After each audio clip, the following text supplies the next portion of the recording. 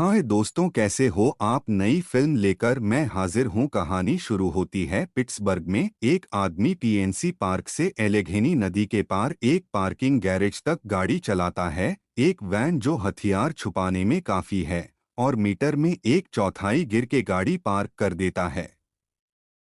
अपनी राइफल का उपयोग करते हुए नदी के पार अनजाने 5 लोगों पर गोलियां चला देता है। वह गाड़ी चलाने से पहले लंबी दूरी से नदी के नॉर्थ शोर ट्रेल पर 5 लोगों को गोली मार के हत्या कर देता है और उन्हें जान से मार डालता है।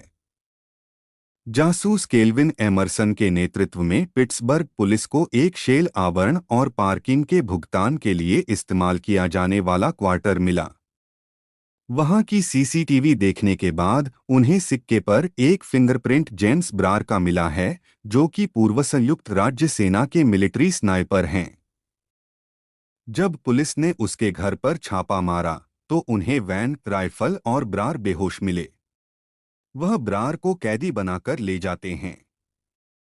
इमरसन और जिला अटॉर्नी एलेक्स रोडिन द्वारा पूछताछ के दौरान ब्रार को पूर्ण स्वीकृति या गारंटीकृत मौत की सजा के बदले जेल में जीवन के बीच एक विकल्प की पेशकश की जाती है, क्योंकि रॉडिन ने कभी कोई केस नहीं हारा है। वो ब्रार को कागज और पेन देते हैं कि वह कबूल करें कि वह सारी हत्याएं उसी ने की है। लेकिन इसके बजाय ब्रार एक नोटपैड पर गेट जैक रीचर लिखता है। तो रोडीन और इमरसन चौंक जाते हैं। आखिर यह जैक रीचर है कौन? इमर्शन ने कुछ डॉक्यूमेंट निकाले और खोज लिया कि जैक रीचर एक आवारा और पूर्व अमेरिकी सेना का सैन्य पुलिस जासूस, अन्वेषक और प्रमुख है। उसने बहुत सा वक्त मिलिट्री पुलिस जासूस के तहत गुजारा है। वह ब्रार के बारे में प्रसारित एक समाचार देखने के बाद पिट्सबर्ग पहुंचता है। इमरसन और रोडिन ने सबूत देखने के जैक के अनुरोध को अस्वीकार कर दिया, लेकिन उसे ब्रार को देखने देने पर सहमत हुए, जिस पर साथी कैदियों ने हमला किया था और अब कोमा में हैं। जैक ब्रार के बचाव में वकील हेलेन रोडिन, एलेक्स रोडिन की बेटी को मिलता है। वह उससे कहती है कि अगर रिचर उसका इन्वेस्टिगेटर होगा तो वह सबूत देख सकता है, लेकिन जैक ने जवाब दिया कि उसे ब्रार को साफ करने में कोई दिलचस्पी नहीं है, क्योंकि ब्रार ने इराक में 6 लोगों की हत्या की थी। उन्होंने खुलासा किया कि ब्रार इराक में अपनी ड्यूटी के दौरे के दौरान हत्याओं की होड़ में लग गया था, लेकिन उस पर मुकदमा नहीं चलाया गया, क्योंकि ब्रार को पता नहीं था कि उसके सैन्य ठेकेदार के पीड़ित हाल ही में कई महिलाओं पर हमला करने के बाद सप्ताहांत में उभरे थे और अमेरिकी सेना बस यही चाहती थी सारा झंझट भूल गया। जैक ने कसम खाई कि यदि ब्रार ने दोबारा ऐसा कुछ करने की कोशिश की तो वह उसे पकड़ लेगा और उसे नीचे गिरा देगा।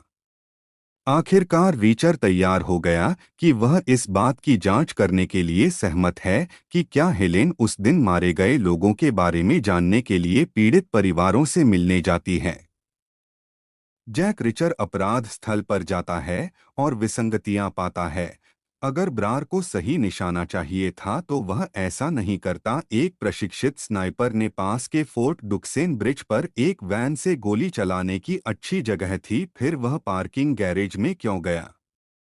एक स्पष्ट रूप से उसे इस लड़ाई से हटाने का जैक को एहसास होता है कि कोई उसे अपनी जांच छोड़ने के लिए मजबूर करने का प्रयास कर रहा है। जब हेलेन ने जैक को पीड़ितों के बारे में अपने निष्कर्ष बताए कि कैसे पीड़ित निर्दोष थे, उन पर बेवजह गोली चलाकर उन्हें मार डाला गया, जेम्स ब्रार दोषी है, उसे सजा मिलनी चाहिए, ऐसा अटॉर्नी हेलन को लगता है।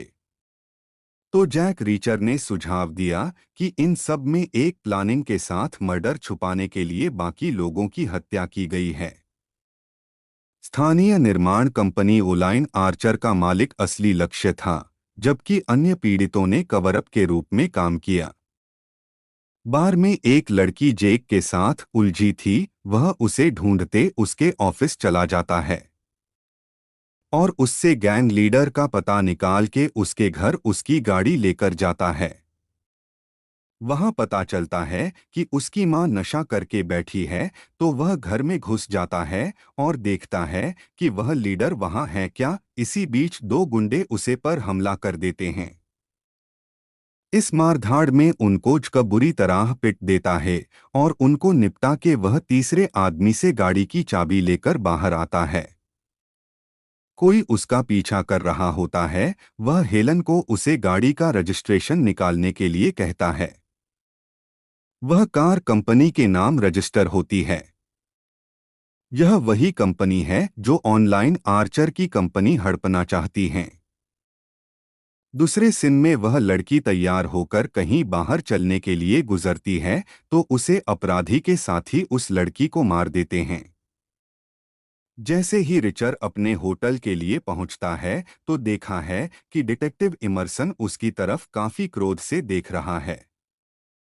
तो जेक वहां से कार में तेजी से चल पड़ता है। इमर्सन और पुलिस की गाड़ियां उसका पीछा करती है। अपराधी के साथी भी उसके गाड़ी को टकराते हैं। काफी देर गाड़ियों की रेस चलती है। अंत में जैक उनको चकमा देकर फंसा देता है और कुछ यात्री द्वारा मदद करने पर एक बस में निकल जाता है। जैक रिचर आखिरकार एक पूर्व United states marine corps gunnery sergeant Martin cash के स्वामित्व वाले पड़ोसी ओहियो में एक शूटिंग रेंज की तलाश पूरी करते हैं। इस सबके पीछे असली अपराधी एक क्रूर निर्माण कंपनी के लिए काम कर रहा है, जिसका नेतृत्व एक पूर्व सोवियत कैदी कर रहा है, जिसे जेक चेलोवेक कैदी इंसान के नाम से जाना जाता है। उसे अपराधी ने जासूस इमर्सन की सहायता से हेलेन का अपहरण कर लिया और उसे एक खदान में बंधक बना लिया।